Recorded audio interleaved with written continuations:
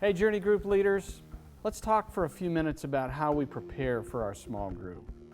First and foremost, we should always begin with prayer. Although it seems obvious, take time to pray for your group.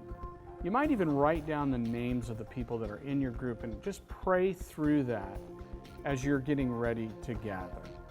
Also then pray that night, that as those questions and as those verses are shared together, that God would move in people's hearts to help us to grow in Him, and that over time we would build trust and just begin to really open up with one another. Secondly, also take time to communicate with your group during the week. So often we just kind of wait for people to show up on that night. But you know what? When you send out communication, whether a phone call, a text, an email, it actually gets people thinking about the coming week in their group. It gets them thinking about the questions, the verses, the message that they heard. If they miss church on Sunday, they're going to be able to go to the sermon download page, listen to the message, and they'll be ready to discuss. Thirdly, don't do all the work.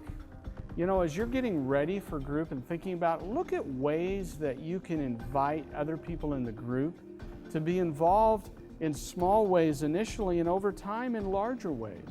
A great example would be just how people are involved in bringing snacks. Have one person bring something sweet, have another person bring something salty, have someone else bring drinks. So get the group involved, because you know what? If you're doing everything, it's your group. If other people are involved, it becomes their group. Fourthly, take time to go through the sermon questions. You know, most of the groups, not all of the groups, but most of the groups go through the sermon questions. If you're using DVD material, make sure you're reviewing the DVD ahead of time, thinking through the content and the questions that you're going to ask. If there's a study guide, review it. If you're using the sermon questions, review the passages, read the questions, think about follow-up questions that you might want to ask. And then lastly, pray again. Ask God to just prepare everyone's hearts that God would accomplish what He wants to do in your group.